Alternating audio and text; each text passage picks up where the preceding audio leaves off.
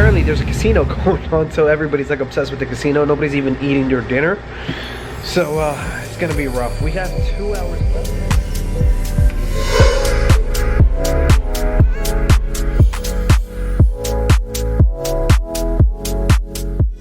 Yo! What's up, bros? What's happening? What's going on? Welcome back to the channel. Welcome back to the vlog. And more importantly, welcome back to another gig of love. Yeah, I'm here with Christian. Say what's up, Christian. What's up?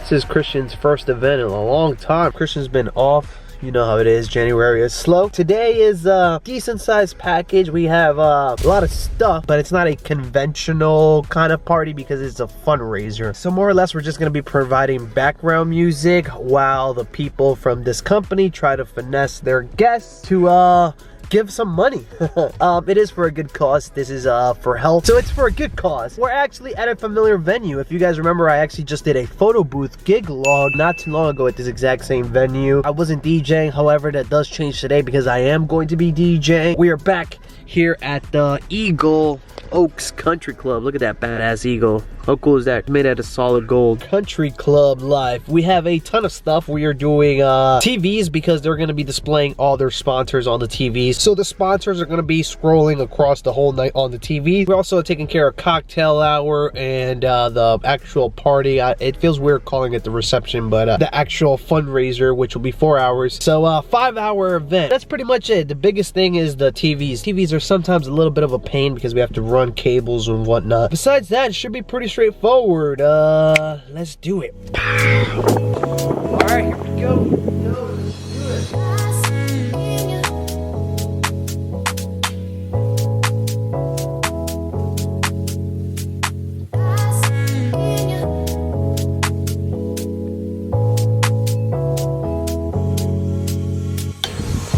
Alright, bros, here we are at the Eagle Oaks. Funny story, this was one of the first venues that I ever performed a long time ago. I like this place because it's really close to my house and it looks really nice. Check it out. Yeah. So that's where we'll be setting up. Right there we have that big stage. So we'll put the totems and TVs on either side and we'll obviously set up on stage. We have about 200 guests tonight. This is the 16th anniversary of this fundraiser. It's actually my first, but they've been doing this for 16 years. And because of that, the theme of today's fundraiser is going to be Sweet 16. Hence why you see all the pink and everything all around the room. Let's start doing the fun part, the setup. Stuff is inside and your mark is set. Go.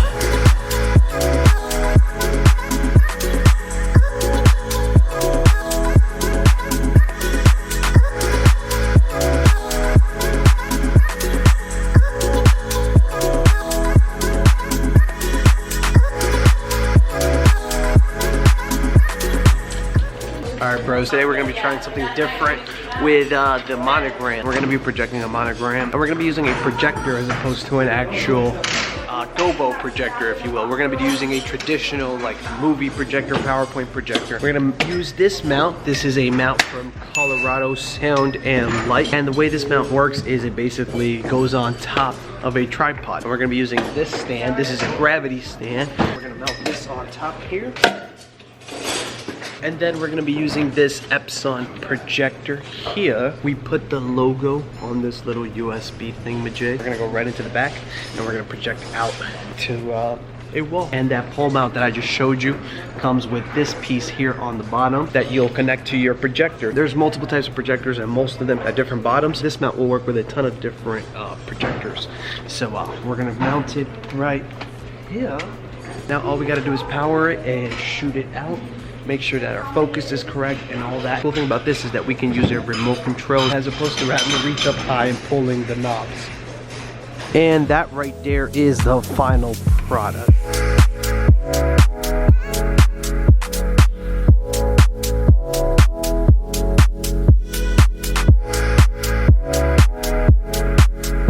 The curtain is multicolor, so don't think that that line is us. That's actually the curtain. It's got yellow and then it's got like a tan on top, but that is what it looks like using the Epson projector. Oh yeah. Cool thing about this mount is that it works with multiple different projectors. As you guys can see, you can kind of slide the screws around depending on where exactly your projector mounts warranted. If you guys want to pick up this mount, I'll link it down below, as well as a coupon code for my friends at Colorado Sound and Light. So if you guys want to check this out, I'm going to leave a link down below. And also the cool thing about using projectors is the fact that you don't have to rely on Gobo manufacturers. This is so much easier. I literally just grabbed their logo from the internet, uploaded it to the USB, plugged it into the back of the so it's hard to talk. Plugged it into the back of the projector, and we're good to go. No more messing around with the little Gobo. Makes your life a whole lot easier, right, Christian? Yeah. Walk them through everything, Christian. What do we have? We have our usual setup with TVs and dance floor lighting. TVs and dance floor lighting. Also, cool thing about our totems, I didn't show you guys, but I actually had to rewire my totems because something bad happened. It was actually my fault. So before I was using an Ultra Barr hex. As many of you guys know, I carry my lights inside of my totem, but the problem was that the hex bars were made out of plastic, but they cracked in transit. So I had to go out and get a metal power can.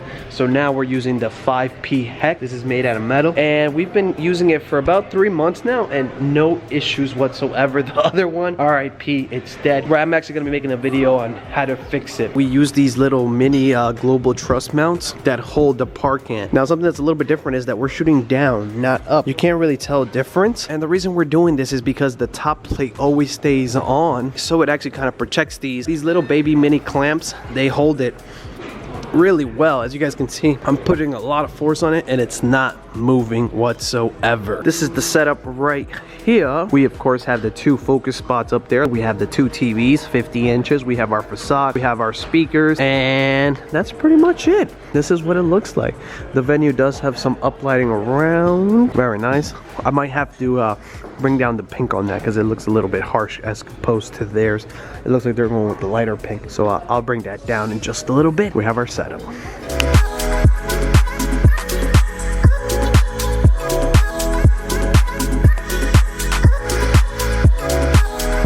Everything is ready to rock and roll. Last thing I want to show you is obviously the Airstream. I've showed you guys a couple of times, but I know a lot of you guys may have questions because I recently did the video on the ADJ My DMX Go. The reason why I'm not using that currently is, first, I would have to reprogram everything. I know that the My DMX Go interface more or less programs everything for you.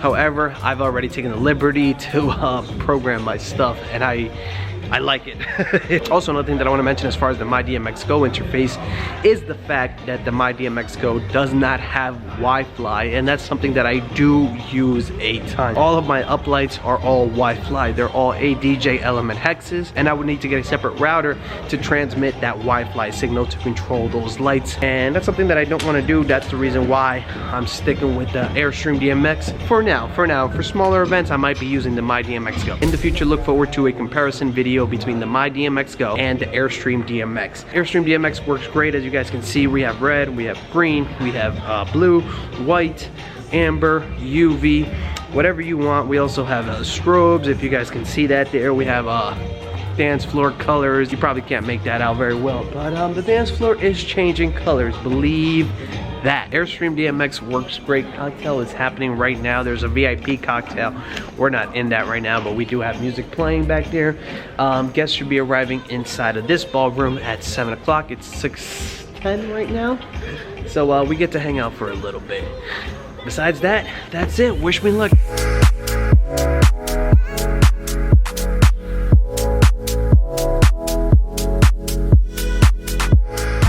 Check this out, guys. They're auctioning off some really cool stuff. They have a signed Spider-Man, signed by Stan Lee, not by Spider-Man though. It'd be cool if they got a Spider-Man signature. I mean, which one? Which Spider-Man? Peter Parker's. No, I'm saying that.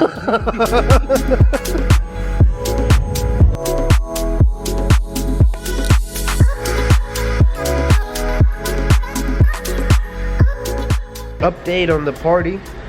We haven't really been doing much except playing background music. I did get him dancing. I don't think we filmed it though.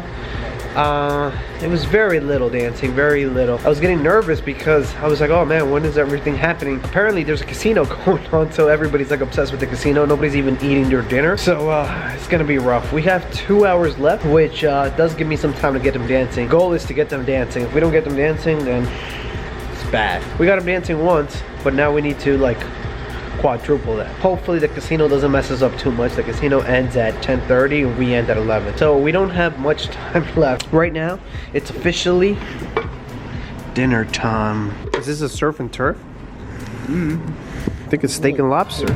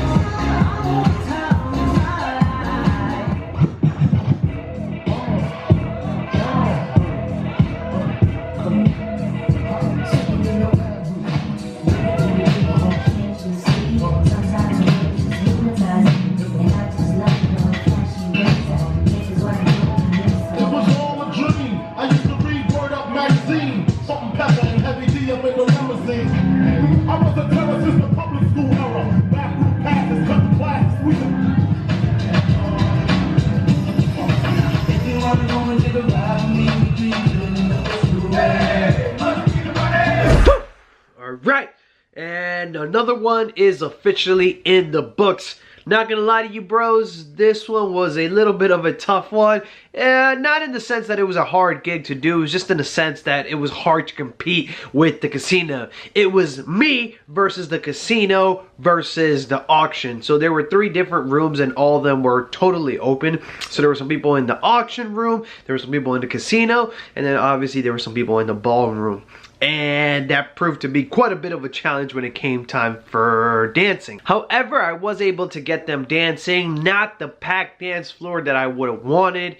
It wasn't a rager, I'm not gonna lie to you, but it was a fun party. It seemed like some of the people that were dancing did have fun. When in doubt, if you can't get them dancing, play suavemente. For some reason, white people love that. Spanish people don't like that, but they'll dance to it. So it's a nice happy medium. Once I got them to bite, it was all about reeling them in, and we were able to do that. I switched it up a little bit, played some 90s throwbacks, and that really seemed to work. That was like what people wanted to hear. And with that being said, that's it. Oh, I did forget to mention something, a little bit of how I got this party, which is something I recommend you guys do. If you're out there, make sure that you're registered with Google, guys. I actually just got this gig because I live really close to a hospital, and the offices for this particular fundraiser are actually like 2 blocks away from where I live. So I asked them, how did you guys hear about me? They said, we literally typed in DJs around me and you were there.